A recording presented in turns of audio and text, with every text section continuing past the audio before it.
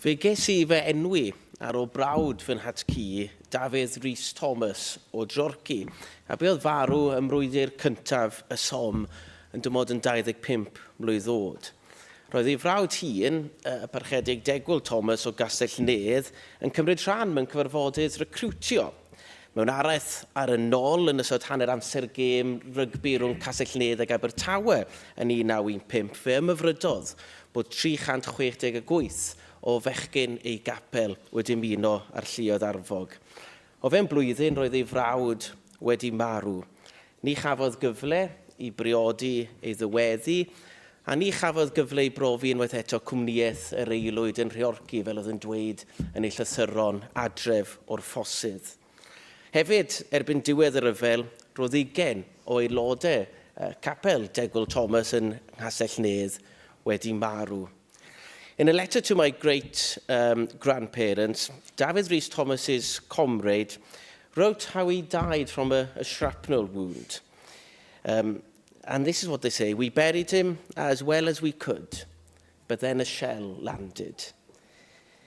There's no grave for Dafydd Rhys. Mae'n un o'r miliynau o bobl a fydd farw mewn rhyfel di-bwrpas.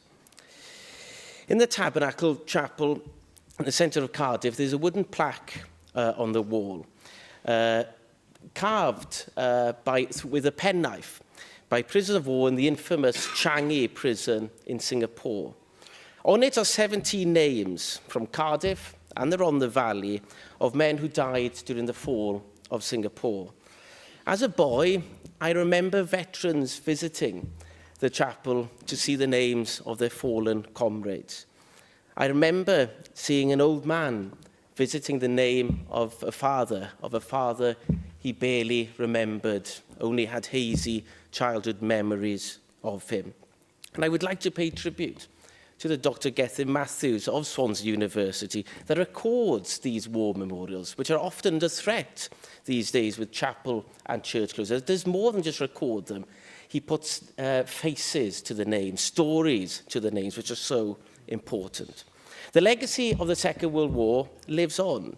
A month ago, I met Bill Lazenby. Bill Lazenby is a proper Englishman from South London, but Bill Lazenby is a fluent Welsh speaker because for 4 years he lived as an evacuee in Garnant in the Amman Valley, and he is very proud of his Welsh connections, but is also a real Englishman.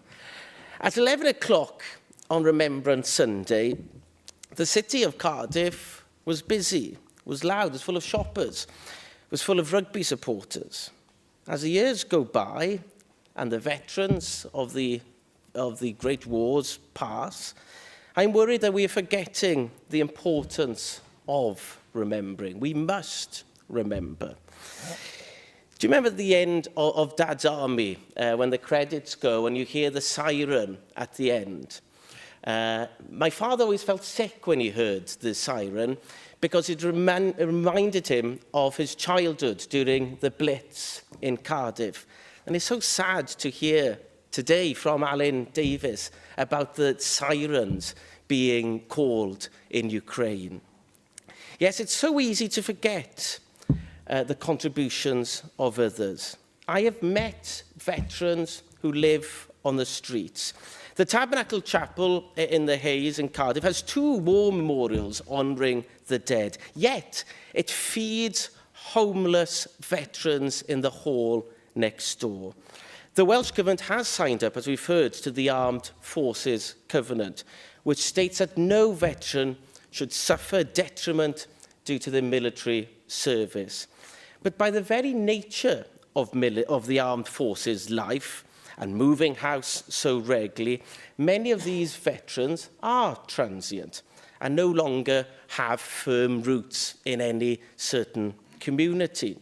A blocker to armed force veterans accessing social housing is the local connection rule.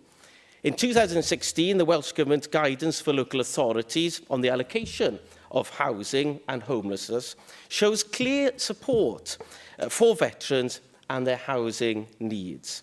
The Veterans Commissioner, in his report of this year, acknowledged the Welsh Government housing policy is subject to review. Well, one thing we could do is to follow England's example and to get rid of the local connection rule to veterans. So therefore, will the Welsh Government, will the Cabinet Secretary speak to his colleagues and make a firm commitment and give us a timescale that the local connection will be scrapped for veterans in Wales? Diolch yn fawr.